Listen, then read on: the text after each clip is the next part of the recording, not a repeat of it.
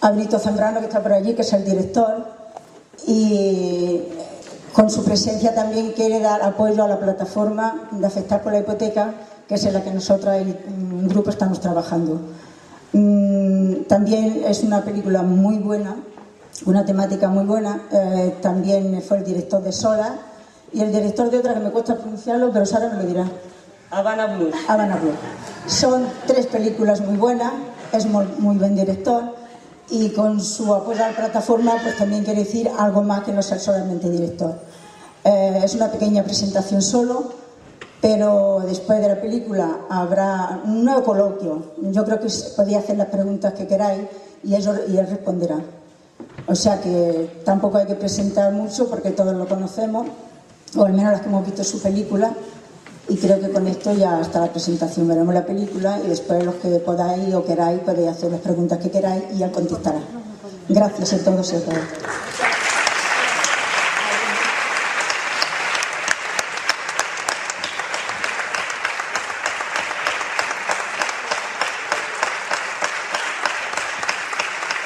Aquí tenemos al director, a Benito, y bueno, un aplauso para él.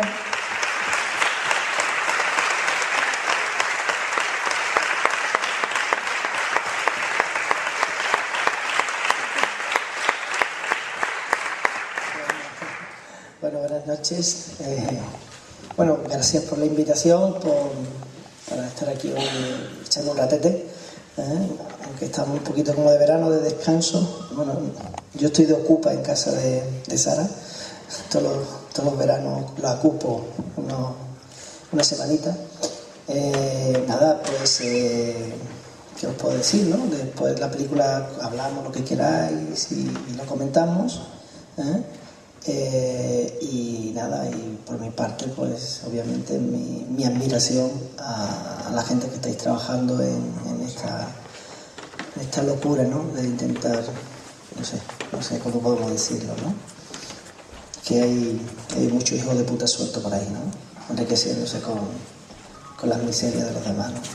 Entonces, nada, de verdad me ha sentido cariño y respeto por la labor que estáis haciendo, que creo que es muy importante, y nada, lamentablemente la lucha sigue y seguirá y no nos van a dejar tranquilos, parece que, en fin, bueno, hablamos después de la película, pasar un buen rato y después charlamos de todo lo que queráis, ¿vale?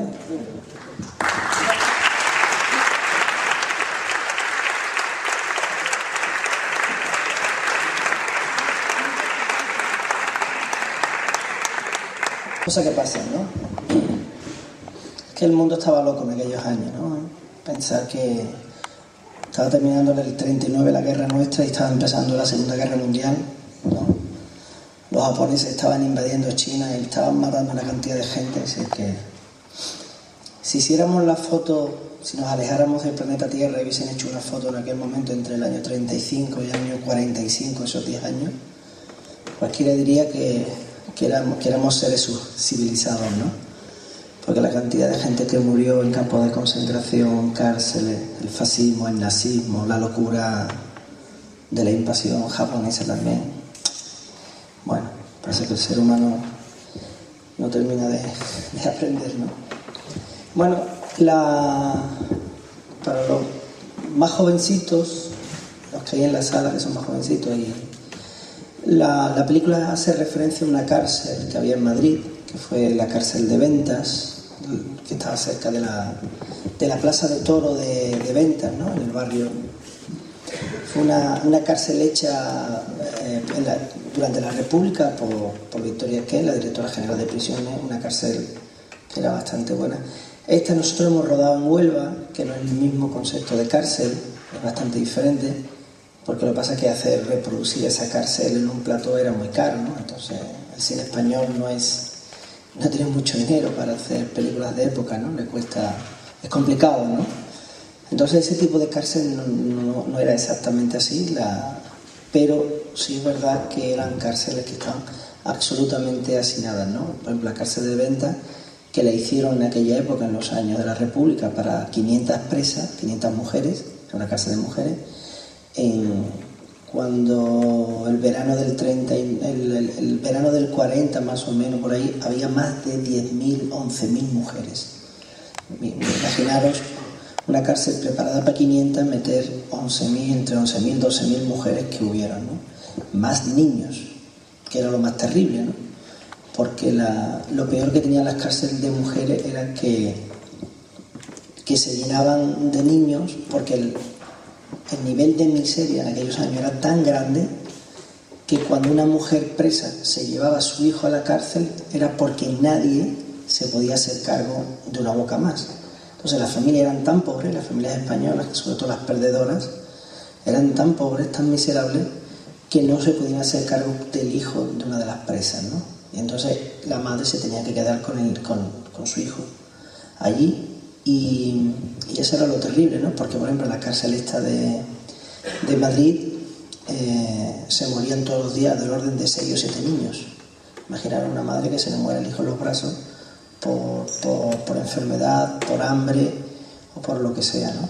Entonces lo contaba, lo leí en uno de los libros de investigación que hice, que bueno, claro, que a un padre le dolía enterarse que su hijo había muerto en la cárcel, ¿no? Pero cómo no le iba a doler a una madre que se le muriera en sus propias manos, ¿no?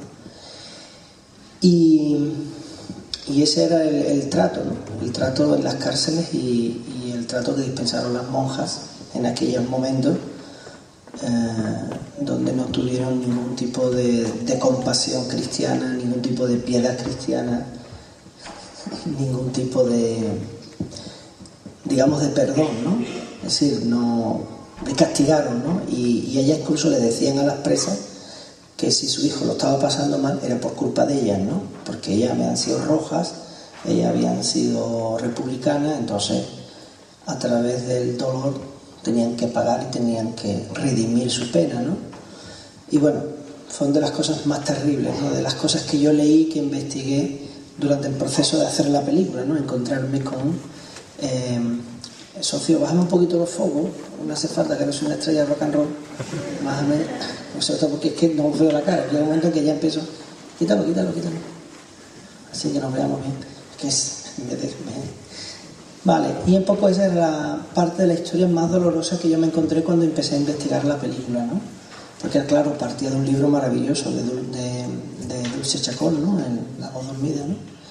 Y el libro me lo daba todo, pero yo necesitaba como director y como guionista de la adaptación, necesitaba saber más, necesitaba conocer, entrar en profundidad, y también porque sabemos que es un periodo fundamental en la historia de este país, ¿no? Es decir, la República, la Guerra Civil, la posguerra, toda la represión, todo el genocidio que hubo en los primeros años, ¿no?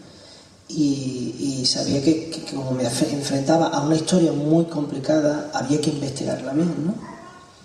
Y os puedo confesar que hasta que no leí el libro de Dulce, yo sabía muy poco de lo que había pasado, ¿no? Yo, que me considero una persona más o menos informada, es decir, que no es que esté perdido allá en mi pueblo, ¿no? Sino que más o menos pues leo, investigo un poquito, pero mi sorpresa es que es una parte de la historia que no se conoce. En una parte de la historia es que se conoce muy poco. Es decir, lo que pasó a partir de abril del 39, cuando termina la guerra civil, sobre todo en los primeros 5 o 6 años, hasta que los alemanes pierden la Segunda Guerra Mundial, bueno, pierden la guerra, entonces ya España se queda, bueno, España, los golpistas se quedaron sin aliados, ya tuvieron que limitar y controlar el nivel de represión, ¿no? Ya se pararon un poco, pero esos 5 años fueron bestiales. Fueron de un nivel, de una cosa organizada por el Estado, no fue una cosa de 4 locos matando en 4 pueblos, ¿no? Los consejos de guerra que habéis visto ahí, que es una reproducción bastante cercana a lo que pudo ser un consejo de guerra, eran eso, consejos de guerra sumarísimos a gente que eran civiles, y ya es un absurdo un consejo de guerra a alguien que es civil, pero además sumarísimo, que es por la vía más rápida. Pero además condenaban a 40 o 50 personas en una mañana a pena de muerte, así un poco, y todo organizado y todo perfectamente establecido. Así que estamos hablando de un Estado que decide que va a eliminar a la mitad de la población, a todo lo que a ellos les sonaban que no participaban de su ideología, que no participaban, que habían de alguna forma defendido la república, o sencillamente porque eran las hijas de la madre de la mujer de, que era lo peor de todo, ¿no? Porque lo más terrible no es que te condenen por ser un guerrillero, vale, tú te la jugaste, te pillaron, vale, ok, pero la cantidad de mujeres, sobre todo, que eran analfabetas, que no habían participado políticamente en nada y que la gran mayoría no tenían, simplemente porque algún vecino la señaló o porque por algún motivo entró de pronto y ahí las condenaron, ¿no? Entonces es una parte de la historia de este país que yo creo que como pueblo no tenemos la valentía de mirarlo frente a frente, ¿sí? Porque al margen de que pues, los que estemos aquí, pues yo principalmente me considero que soy herederos de los que perdieron la guerra, ¿no? Así, yo no me considero herederos de los que ganaron, ¿no? De los que tuvieron después los privilegios ni nada, ¿no? Mis padres son jornaleros del campo, del pueblo de Lebrija, Sevilla, analfabeto, mi madre también, así, nosotros somos los que sufrimos, ¿no? La parte de la... Pero sin entrar en de eso, yo creo que lo difícil es mirar con valor y con valentía, digamos así, qué fue la España del siglo pasado, ¿no? Vamos ya por hablar del siglo pasado, así, cómo fuimos, ¿no? ¿Por qué llegamos a esas cotas de crueldad y de maldad y de sinsentido, ¿no? Eso es algo que leyendo los libros y investigando y hablando con presas y con gente que vivió aquello, no se queda... Bueno, en fin. Bueno, esto es una introducción para que vosotros os vayáis entrando. ¿Tenéis frío? Baja un poquito el aire, compadre. Baja un poquito el aire. Vamos a aparecer aquí. Vamos a salir todo como sardinas de esto, como bacalao congelado. Bueno, no sé si queréis preguntar algo, para yo no contaros milongas ni cosas que igual, no sé si queréis preguntarme algo o cualquier cosa, si no yo sigo hablando, yo no tengo problema, yo vamos a hablar aquí, os pasar 3 horas hablando, pero bueno, mejor que preguntéis vosotros que todavía que interés. Dime. Una curiosidad, por lo que has dicho ahora de, bueno, que supongo que habrás investigado bastante, a partir de la... O sea, a partir de una vez acabada la guerra civil, ¿se sabe, o sea, hay estimaciones de cuántos muertos pudo haber? Ese dato es complicado. Porque hay, por ejemplo, un dato que sí lo hicieron en el cementerio del este de Madrid, donde se supone que ejecutan a Hortensia, que bueno, que está para... Ya que estamos aquí, pues se rodó en un cementerio que hay en Huelva, el cementerio de los ingleses de Huelva. Ahí utilizamos esas tapias para poder rodar, ya que teníamos que rodar en la cárcel de Huelva, pues ahí rodamos eso, ¿no? Pero unos investigadores se fueron a los archivos y solo en Madrid, entre el año 39 y 45, fusilados oficialmente, fueron más de 2.000 y pico personas. Solo en Madrid, en esos 5 años. Imagínate en el resto del Estado lo que pudo pasar, ¿no? Es difícil hacer una estimación porque, primero, a lo mejor los que han ejecutados así de una manera oficial, podríamos ir por todos los cementerios y a lo mejor enterarnos. Pero la cantidad de mujeres que murieron, hombres y mujeres que murieron en las cárceles de enfermedad, consecuencia de las torturas, la cantidad de hombres y mujeres que murieron en los cuartelillos, en gobernaciones, en comisarías, la cantidad de niños que murieron fue impresionante. Lo que pasa es que los niños ni siquiera estaban registrados en las entradas de las cárceles, casi no estaban.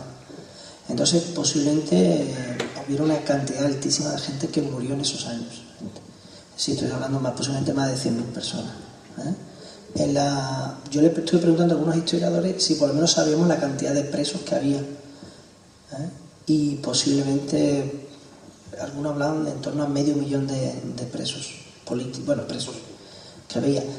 Fijaros que en los años 40, los años que estamos de la época esta, estamos hablando, que eso sí más o menos habían datos, era que la capacidad penitenciaria del Estado español en aquella época era en torno a unos 20.000 presos. Si ahora mismo tú dices, bueno, ¿cuántas cárceles hay en Madrid?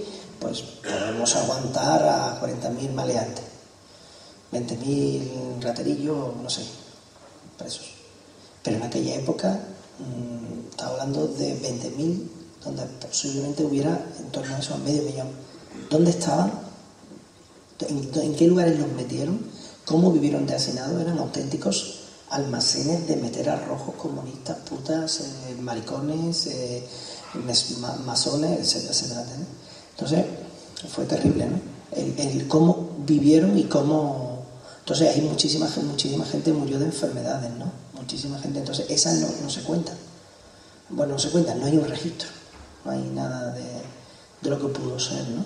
Aquellos, sobre todo estamos hablando de los cuatro, hasta el 45, 46, que es donde más o menos tuvieron que frenar un poco el tema, ¿no? No hay unos datos, así que yo maneje. Io sono italiano e vivo qui da 7 anni. Non conseguito ninguna guerra, ovviamente, tanto meno sono sentito. Tu pensa che hoy España todavía está dividida? Yo no creo, vamos, yo pienso que la sociedad y la ciudadanía, es decir, los que estamos aquí, ahora mismo yo no siento que ninguno vamos a coger las armas para ir contra uno de derecha, uno de derecha contra uno de izquierda, creo, ¿no?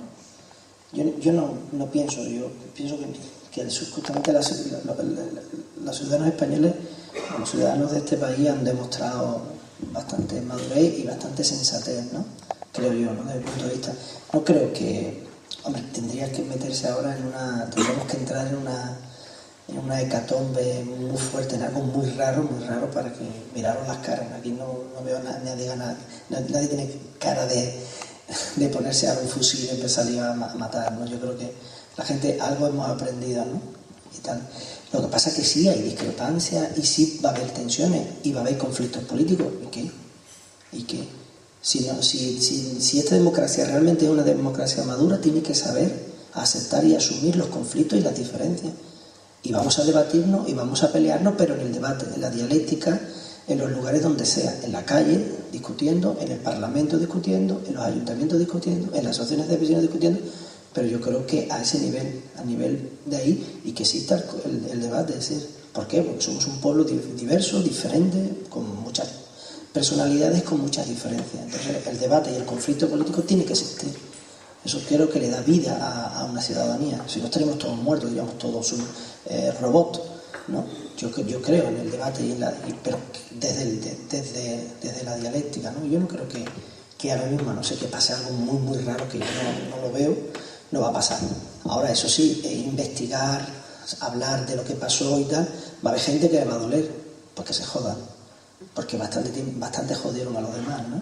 Durante tantos años, ¿no? Entonces yo creo que el interés y la lucha que hay por parte de las organizaciones y las ONG y los grupos de ciudadanos que quieren recuperar y saber qué pasó, conocer la historia. Hay más de 100.000 personas, se calculan que hay más de 100.000 personas todavía enterradas en fosas y en carreteras y tal, ¿no? Estamos hablando todavía de una gran cantidad de gente, ¿me entiendes? De gente que... Yo estuve hace un mes y pico, 2 meses, en Guillena, un pueblo de Sevilla, donde encontraron a los cadáveres de 17 mujeres. La historia fue durante la Guerra Civil, allí como pasó en muchísimos sitios, realmente no hubo guerra civil. En mi pueblo no hubo guerra civil, porque no hubo frente de batalla. Nadie se rebeló contra allí. Allí llegaron, como se decía el dicho, nos acostamos republicanos y nos levantamos nacionales. Y a la mañana siguiente llegaron ellos, mataron a los que tenían que matar y se hicieron control del pueblo. Allí no hubo resistencia. Sin embargo, el nivel de represión fue bestial. La cantidad de gente que mataron fue bestial en pueblos pequeños, ¿no? Y en el caso de Guillena, cogieron a 19 mujeres y le van a fusilar, se la llevan al cementerio. El médico salvó a una viejita y una embarazada, porque el médico del pueblo, esto fue la que la salvó, si no la hubiesen ejecutado a la viejita y a la embarazada. Y un niño desde una tapia vio el fusilamiento, que en realidad creo que no fue fusilamiento, simplemente que la soltaron y empezaron a dispararle. Sí, las mataron, ¿no? Y las enterraron, ¿no? Y después de muchos años, por ese testimonio encontraron la fosa, ¿no? Bueno, pues ahí han aparecido juntas las 17 mujeres, ¿no? La han desenterrado. Y el día que yo fui a verla, que quería conocer la fosa y fui a verla, ese día casualmente llegaron una hija de una de ellas que venía de Barcelona, porque además eran 6 hermanas que se cargaron a la madre y se cargaron al padre, se quedaron 6 niñas solas. Y entonces esa mujer, que tendría ahora unos 70 años, vino a Guillena para que le hicieran una muestra de ADN para saber cuál de ahí era su madre, ¿no? Y esa mujer estaba allí, y allí estaba viendo el cadáver de su madre. ¿Quién le dice ahora que esa parte de la historia no hay que saberla, no hay que conocerla? Porque puede que ellos no tuvieran ningún muerto de la guerra. Pero, ¿qué pasa? A la gran mayoría de los que estamos aquí hemos nacido en dictadura. Si nos acordamos bien, hemos nacido con Franco y hemos vivido con Franco y hemos estado mucho tiempo. ¿Qué pasa? ¿Que esa parte de la historia me la tengo que olvidar? ¿Tenemos que cortarla? ¿Por qué? ¿Quién dice que...? Entonces, posiblemente hablarla, estudiarla, conocerla, saber qué pasó, cómo fue, quién fueron los responsables, quién apoyó el golpe de Estado, quién justificó, quién económicamente le puso dinero a Franco en París para que Franco se pudiera ir si Franco no tuviera éxito, sino el señor Juan March y toda la familia March y montones de familias que se beneficiaron, montones de gente que se beneficiaron de toda la riqueza.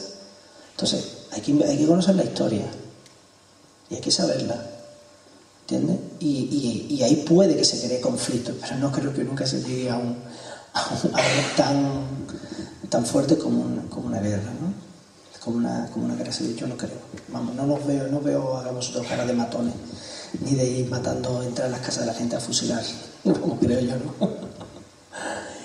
En fin, vamos, yo confío en eso. Yo quiero hacerte dos preguntas y después una reflexión. La primera pregunta es, me ha gustado, yo soy de Madrid, he reconocido, por supuesto, la Raza Mayor. Yo he vivido en la Raza Mayor un año, la Raza Mayor que conocí gusta mucho de la que es ahora mismo. Te ha costado mucho, aunque es un rinconcito que yo perfectamente identifico, te ha costado mucho, quiero decir, trabajar para conseguir el ambiente de aquellos años. Tuviste que modificar mucho las tiendas, por ejemplo, reconocí las tiendas de boinas y reconocí cosas. No, hija, no, nosotros no tenemos dinero para hacer eso. Todas las pequeñas cosillas que están hechas en digital, hay 4 correcciones digitales. Es decir, el problema que tiene, lo decía al principio, el problema que tiene el cine español es que nosotros manejamos con presupuestos muy pobres para hacer películas de época. Esta es una película que ha costado 3 millones y pico de euros, ¿no? 3.200.000, 3.300.000, no me acuerdo exactamente, ¿no? Y hemos ido muy justito, porque es una película de época, se encarece todo. Es decir, cualquier traje de los que habéis visto ahí valen 5 veces más que cualquier traje de una película actual. Un coche de los que pasa por ahí vale más que comprarse un coche nuevo ahora mismo. ¿Me entendéis? Es decir, es muy complicado hacer una película de época. Es lo más difícil. Es decir, yo estoy muy insatisfecho. Es decir, yo diría, cuando veáis la película esta, nunca veáis como que refleja la época más o menos. Refleja, yo creo, o intentado que reflejara el espíritu. Porque la España de 1940 tenía que haber sido mucho más terrible que esa. Pero mucho más. Es decir, Madrid destruida de 3 años de guerra civil, era el invierno. Fue un invierno duro, según algunos historiadores, el nivel de miseria, el miedo que había en la calle, la gente. Yo recuerdo perfectamente esos que se decían a los niños de cambiar de año. En el año 57, 58, yo recuerdo perfectamente pasar todos los días, además de ir a la casa Miguel, viendo la calle Ilustración, de Madrid, en la calle Ilustración. Yo pasaba todos los días por la calle que está al lado de la Plaza de España. Bien, pues ahí había una casa de comida, que era solamente la parte de sótano, unas villas, y ahí vivían 3 familias en una casa de comida en el año 57, en la calle, en la plaza, en el puente Segovia, que hay un edificio exactamente igual. Bueno, ese edificio estaba bombardeado, no tenía ventanas. En el año 58 yo me examiné de ingreso de bachiller y puedo jurar que ahí vivía toda No, muchísima gente, terrible, muchísima gente se metió a vivir, según cositas que leí, en muchísimas de las casas que quedaron bombardeadas se metían familias enteras a vivir, y bueno, y todo el barrio de Vallecas lleno de chabolas y tal, ¿no? Es decir, de hecho, bueno, la España que queda después de la Guerra Civil, perdón, es una España miserable, todos lo sabemos, ¿no? Es decir, los que tengamos que tengan más de 50, 60 años saben que España era lo que éramos, ¿eh? Y imagínate, ¿no? El problema es que, es decir, a mí me hubiese gustado haber tenido la posibilidad como Roman Polanski en El pianista, y haber cogido y haber dicho, ahora voy a contar el Madrid de verdad, ¿no? Con ese nivel de miseria, de hambre, de frío, sobre todo de miedo, porque la España de aquellos años era una España llena de miedo, porque la gente, nadie sabía, exceptuando los que sí sabían que habían ganado y sabían en qué bando estaban, que estaban viviendo el glorioso alzamiento y todos los actos de homenaje que se estaban haciendo todos los días. Las calles estaban llenas de homenajes, las calles estaban llenas de gente vestida de negro, de gente vestida de fascista. Es decir, lo que era la España en aquel momento, para los vencedores era tremendo, pero para los perdedores era el miedo absoluto de que cualquiera te pudiera decir, oye, que tu primo es rojo, y tú ibas directamente, además que no dudaban en encerrarte, darte una paliza, tenerte un mes entero torturándote hasta que tú bien firmabas lo que sea, o incluso te mandaban después a la cárcel y ahí te pasabas un año o dos hasta que te hacían un juicio, ¿no? Es decir, esa España, yo he intentado acercarme un poquito a la película, pero no he sido capaz de ir a más, primero porque sería terrible y porque no tenía presupuesto. Yo creo que si se pueden hacer más películas de época, que ahora mismo, como está la situación de la cultura y el cine ahora mismo, ¿no? Con las dificultades que hay, va a ser difícil que hagamos películas que nos metamos a hablar de esto, ¿eh? Si no, vamos a tener que ser películas muy baratas, pero el día que se pueda, que se sigan investigando, es decir, nos quedan muchas cosas que contar, mucho. Por ejemplo, una cosa que quiero decir aquí es que siempre dicen que cuando, en fin, la transición, evidentemente se ha perdonado demasiado, ¿no? O se ha hecho poca reflexión, se ha exigido pocas responsabilidades a mucha gente.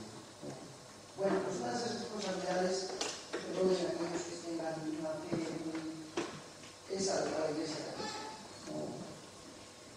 Todo el mundo recordará, bueno, todo el mundo que tenga mi edad o menos, cómo teníamos que correr los niños inmediatamente que veíamos una monja a besar el crucifijo, o cómo teníamos que salir despavoridos a besar el al cura. Esto era obligatorio. No es que los niños, estoy hablando de Madrid, no estoy hablando del último pueblo de España, estoy hablando de Madrid.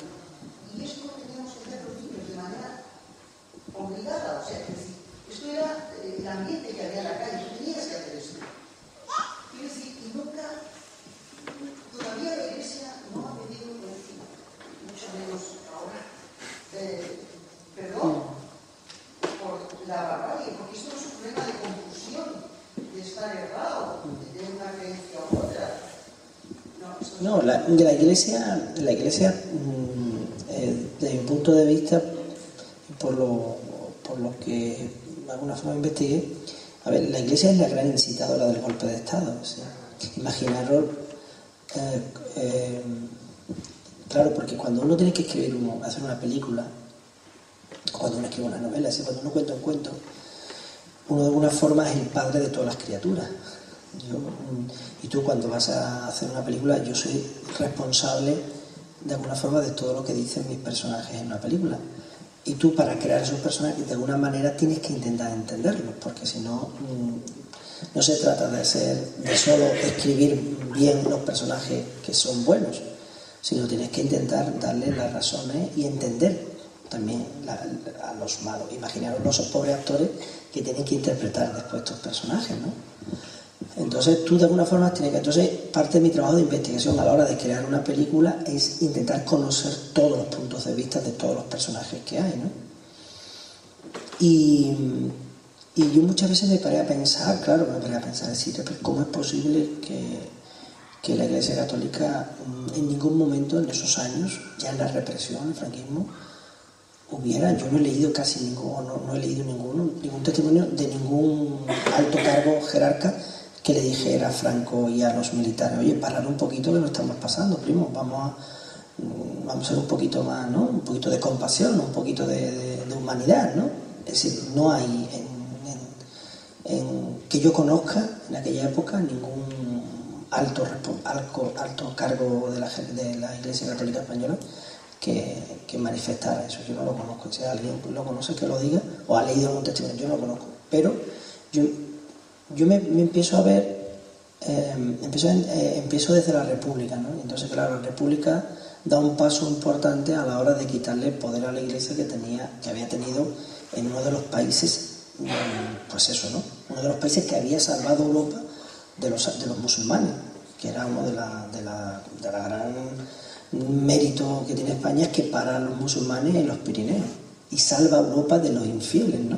Imaginaros, ya desde ahí, desde aquellas épocas, ya España es una católica. Además era en España se era católico o no se era nada, eso lo decían, ¿sí?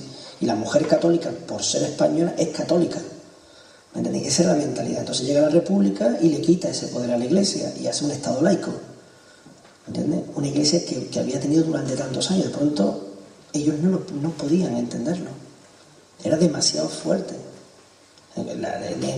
Dentro de ellos su mentalidad, como decían algunas, es que la Virgen nos ha abandonado.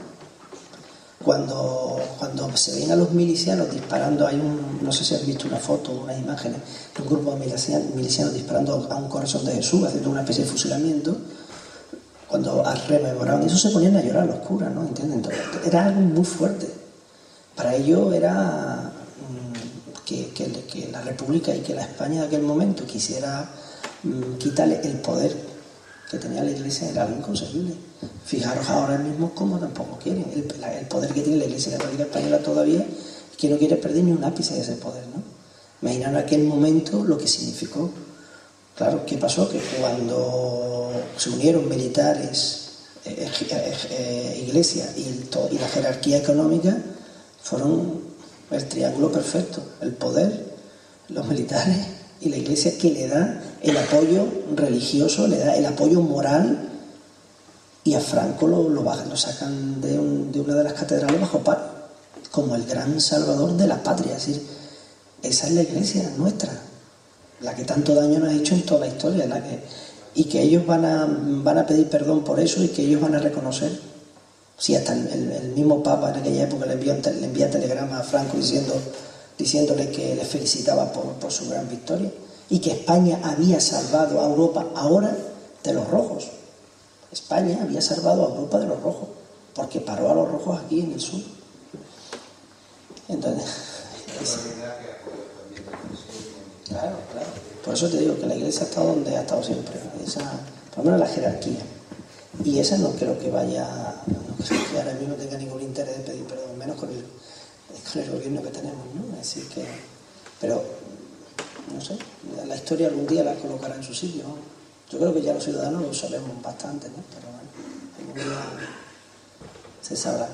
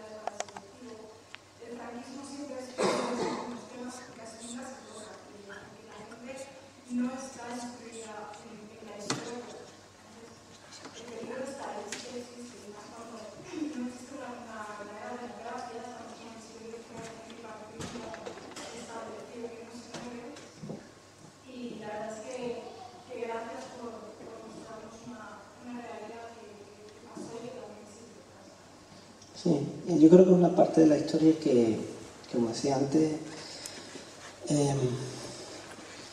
muchas veces se pasa muy rápido la página cuando se llega a ese capítulo. Nos podemos pasar meses estudiando los dinosaurios y cómo se formó el no sé qué, y los íberos y los no sé cuánto y los no sé qué. Pero cuando llega a esa parte de la historia parece como todo el mundo pasa, ¿no? Es como muy incómoda, ¿no? No sé si para los enseñantes, no sé si hay suficiente material didáctico, pero es una parte de la historia que se da, ¿no? Y es absurdo porque yo creo que ya a esta altura de partida, todo lo que estamos aquí sabemos que el ser humano está hecho de pasado. El futuro es algo incierto y además el futuro depende de tu pasado. Lo que somos por un pasado. El presente lo estamos resolviendo porque somos lo que somos, ¿no? Entonces, como pueblo, somos pasado. Es nuestra historia. Y nuestra historia reciente de los últimos 70, 80 años, 90 años, es eso. El sueño de una república destruida por los de siempre, una represión bestial, 3 años de las peores de las guerras posibles, que son las guerras civiles, y haber vivido una dictadura. Es decir, porque yo creo que la España de hoy, para mí, la España de hoy está todavía muy el resultado de lo que somos, de lo que fuimos, o de lo que fue, ¿no? Entonces, a mí me parece muy triste que se estudie y se investigue tan poco, ¿no? Y recuerdo cuando hicimos la presentación de la película desde el Festival San Sebastián del año pasado, la pregunta de la mayoría expresa es ¿por qué otra película más sobre la guerra civil? ¿Por qué otra más? Y yo primero tenía que aclarar, le digo, perdonad, esto no es una película sobre la guerra civil, esto es una película sobre la posguerra. Porque todo el mundo quiere meter en el saco lo mismo. Es que cuando se habla de la guerra civil, es que todos fueron malos, es que los rojos también mataron. Dice, pues muy bien, vamos a aceptar que la guerra civil fue muy mala y que todos mataron a todos. Pero ¿qué pasó a partir de abril del 39, donde ya había un claro vencedor y ya había un perdedor? ¿Por qué se siguió con la represión? Entonces a los periodistas les tengo que marcar las diferencias, ¿vale? Hablemos de república, hablemos de guerra civil y hablemos de posguerra, que son 3 etapas diferentes dentro de lo que es, ¿no? Y después cuando me decían, es que otra más, decía, ¿otra más por qué? ¿Por qué? Si no hemos tragado 40.000 películas de los americanos sobre la Segunda Guerra Mundial, sobre su guerra civil, de romanos, del oeste, no estamos tragando. ¿Por qué? ¿Por qué otra más? Si para empezar se han hecho muy pocas películas. En realidad el cine español, el cine como tal, está haciendo del orden del 2-3% del cine español cada año trata ese tema. Es decir, de las 80-90 películas que hacemos al año, solo 2 o 3 como mucho por año tratan ese tema. Así que ni siquiera cuantitativamente hablando el tema está muy tratado. Lo que pasa que es como que de eso no hay que hablar, como que ya se habla demasiado. ¿Y cómo que se habla demasiado? Perdonad si yo, como muchísimos creo que estudiamos, en la época que estudiaba la historia, cuando yo iba a clase, a mí nadie me contó esto. Si esto me estoy enterando yo por libros de gente que sí ha investigado y tal, ¿sí? Entonces hay una gran contradicción, ¿no? En eso, de decir que hay demasiado cuando hay poco y decir que otra más cuando en realidad no estamos estudiando el tema, ¿no? Entonces la pregunta es ¿por qué? ¿Por qué? ¿Cuándo hay que dejar de hablar de la historia de este país? ¿Y quién lo decide? ¿Y por qué hay que dejar de hablar? ¿No? Ese es el gran debate. Y con respecto al tema de la mujer, siguiendo un poco con la idea antes de la Iglesia, imaginaros si no solo este país con el tema de la República se le quita el poder a la Iglesia, imaginaros lo que se estaba avanzando con respecto a los derechos de la mujer. No solo el voto, sino las legislaciones que se estaban modificando en aquella época, que tenían que ver con el tema del aborto, incluso con el tema de divorcio. Sí, había, y que culturalmente y socialmente estábamos muy atrasados con respecto al resto de Europa, estamos intentando con la República dar pasos rápidamente hacia adelante, porque sobre todo en el mundo de la mujer, que estaba años luz en las legislaciones. Entonces, la República le da a la mujer un espacio importante. La guerra civil provoca también que la mujer participe en la lucha, en la batalla, de hecho, y tal, ¿no? Y eso no lo soportaron un mundo, digamos, el fascismo machismo de los que ganaron. Era demasiado que la mujer se hubiese atrevido a ponerse los pantalones, se hubiese atrevido a salir a la calle a luchar. Para la mentalidad del fascismo español de aquellos años, a la mujer había que darle una lección para toda la vida. Y entonces el tema de cortarle el pelo y darle aceite de resino era una de las maneras de castigarla más la cárcel, ¿no? Es decir, la mujer cuando entró en las cárceles no existía como presa política. A los hombres sí se le daba la condición de preso político, a la mujer no. La mujer entonces estaba en las cárceles y no se sabía por qué estaba, porque si no era ladrona, no era prostituta, no era asesina, porque estaba en la cárcel. Entonces estaba, no sé qué nombre le pusieron, no me acuerdo qué era, porque claro, tampoco se le podía poner la condición de presa política, porque la mujer no tenía capacidad política desde el punto de vista de ellos. Porque según Pilar Primo de Rivera, la mujer solo era un complemento del hombre, la mujer solo tenía que saber. La mujer dio un retroceso tan grande, bueno, las chicas que estáis aquí lo sabéis perfectamente, en aquellos años, que fue bestial. Es decir, se perdió todo lo que la República había avanzado y el salto después fue todavía peor antes de la República. Porque la mujer absolutamente no tenía ningún derecho y era simplemente tenía que estar solo al servicio del hombre. Entonces, para mí de verdad que cuando leía los libros que hablaban de las mujeres, bueno, los libros de mujeres, digo, estas mujeres fueron muy valientes, muy decididas, y muchísimas mujeres en las cárceles se hicieron políticas, pues la gran mayoría entró en las cárceles analfabetas y sin ninguna conciencia política. La mujer española de aquella época a lo mejor sabía leer el 20 al 30%, el resto de la población de mujeres no sabía leer, y las mujeres que estaban en las cárceles, como siempre, eran mujeres trabajadoras, eran las mujeres de las clases trabajadoras, entonces la gran mayoría eran analfabetas. Y ni participó ni tenía una conciencia política, exceptuando los grupos organizados que eran anarquistas, que eran socialistas, que eran comunistas, sobre todo las mujeres comunistas, que fueron los que más en aquella época en las cárceles más se destacaron luchando, ¿no?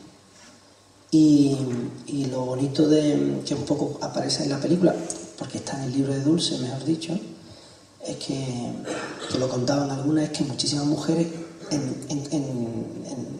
empezaron a participar en los grupos de estudio, en los grupos de alfabetización dentro de las cárceles, y muchas de esas mujeres salieron de las cárceles con una conciencia política que no tenían cuando entraron.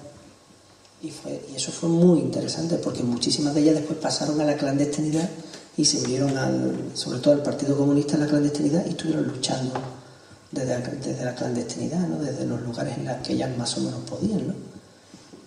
Y otra cosa importante es reconocer, por ejemplo, en el caso de la mujer, que a mí también me tocaba mucho por las mujeres con las que hablé, ¿no? De hecho, hablé con una que era la hermana de Juana Doña, que fue una militante del Partido Comunista muy importante, una represaliada, una mujer que la detuvieron, que el marido Eugenio Mesón lo mataron con 22 o 23 años, era uno de los secretarios generales de la Unión de Juventudes Comunistas en aquella época, ¿no? Y esta me lo contaba ella tenía 13 años, ya tenía un hijo, su hermana, y ella iba con su abuela desde el barrio de Lavapiés, iba a ventas andando, porque en aquella época no tenían dinero, iban andando con el niño para que la hermana viera al niño, y después de ahí se iban para la cárcel de Polier, que no sé exactamente en Madrid dónde estaba ubicada, pero sé que estaba lejos y tal. Entonces, el papel de las mujeres cuidadoras de sus presos, si las mujeres que iban a las cárceles y que aguantaban en las colas horas y horas en las colas para llevarle un poquito de comida, porque dentro de las cárceles obviamente ni tenían medicina ni tenían nada, es decir, las presas vivían gracias al esfuerzo de las familias de fuera y a la solidaridad interna dentro de las presas, que se compartían, se formaban grupos y se compartían entre ellas, ¿no? Esa gente, sobre todo esas mujeres que eran las que más llenaban las colas, las que estaban ahí, iban por los hombres, tal, a esas mujeres sufrieron no solo vejaciones, humillaciones por parte de todos los funcionarios, ¿no? porque eran las familias de las presas, las familias de las rojas y de los rojos, ¿no? Y ahí estuvieron, ¿no? Ahí día y día yendo, ayudando a sus presos, ¿no? Ese también es un grupo de población y de gente de la cual, claro, no tienen, desde el punto de vista,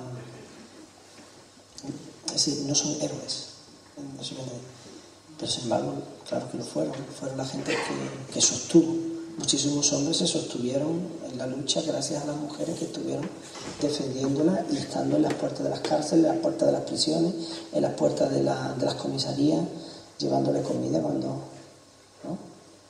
Y madres y hermanas y tal, ¿no? Es decir, ahí, como siempre, la mujer haciendo un trabajo ahí duro, fuerte, y que gracias al libro de Dulce y a mujeres que han recogido estos testimonios, queda algo de lo que pasó, de lo que fue con los mujeres. Si no, pasaría lo que pasa siempre, que el testimonio de la mujer se perdería y solo aparecerían los hechos, los actos heroicos de los hombres, ¿no? Cuando la mujer en aquella época le puso 2 pares de ovarios bien fuertes, ¿no? Bueno, ¿qué hacemos? ¿Nos vamos o quería otra preguntita? Que ya es tarde, ¿no? Hay que cenar, ¿no? Bueno. Y muchas gracias y hasta otra.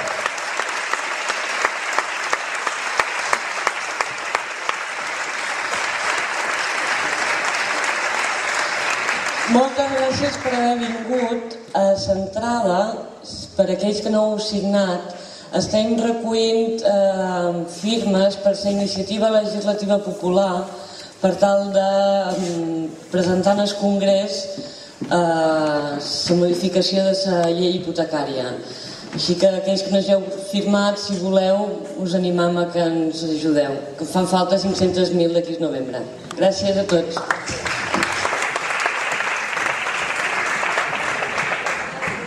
Bueno, ¿qué hacemos? ¿Nos vamos o quería otra preguntita? Que ya es tarde, ¿no? Hay que cenar, ¿no? Bueno. Y muchas gracias y hasta otra.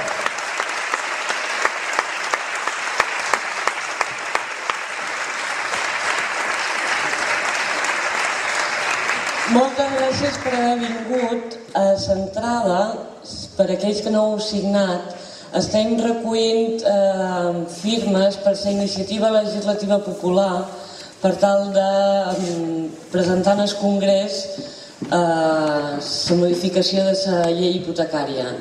Així que aquells que no hàgiu firmat, si voleu, us animam a que ens ajudeu, que fan falta 500.000 d'aquí al novembre. Gràcies a tots.